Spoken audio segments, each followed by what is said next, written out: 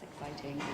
The first poem that I'm going to be performing is called Bloodstains on Bandages, and it's quite hard-hitting, so if you're sensitive to, like, gore or, like, self-harm related type things, just be careful, because that's the main imagery of this poem. Okay.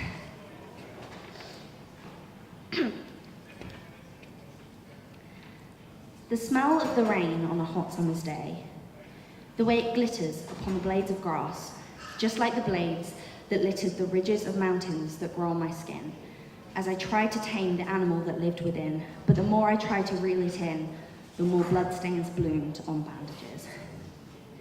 The smell that he left on my lived-in bedsheets, after he tangled his fingers in my torn-up hair and pulled and pulled and pulled because I asked him to. I liked the way the bruises looked, as they yellowed and took a part of my dignity that I didn't even want anyway. They were scattered across my neck and my chest. The very same chest I bound with anything I could because I found that I didn't like how it fit upon me. A part of me yearns to exist as long as the stars, but I don't want to at all because of the scars that litter my body and make the tremble of my heart cease to exist at all. Sometimes I stare at the blue rivers that live in my skin and wonder what it would be like to just dive in. I simply belong to the conflict I have felt, long before I realized just what it meant to relish the way the vodka burns at the back of my throat. But he entered my life at just the right time, with a burst of color and a slither of light that grew by the day. He made my body sing and my heart feel warm, but no one fucking cared to warn about the boy with the butterscotch hair and the feelings that so easily vanished to air. A tight throat and holding back tears as I tried to explain my hopes and my fears to the ink stains that have stayed across the years and try their utmost to stop dark clouds from collapsing upon me. And here we are again, the weapon in my trembling hand, as the rain falls and stings my skin, as I try to tame the animal that lives within. But the more I try to reel it in, the more bloodstains bloom on bandages.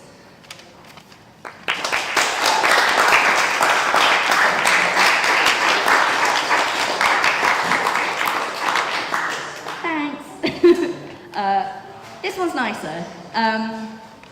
This one is kind of about my experience of being transgender. So I'm a trans boy.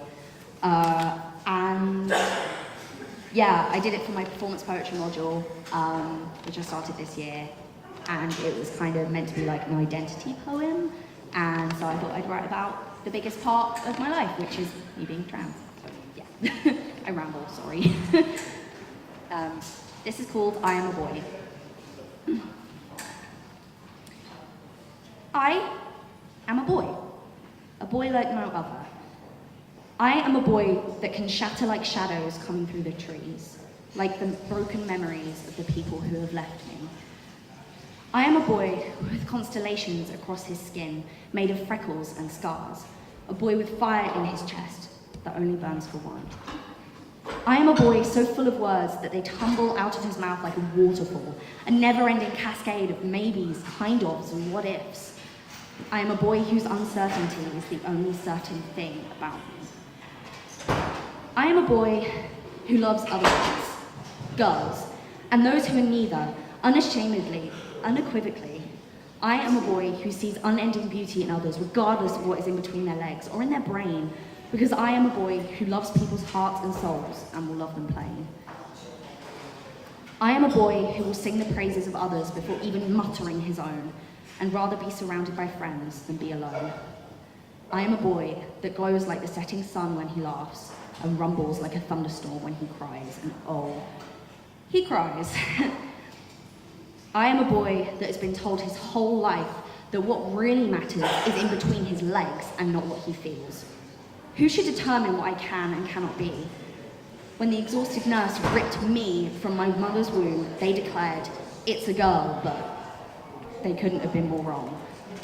I am a boy like no other.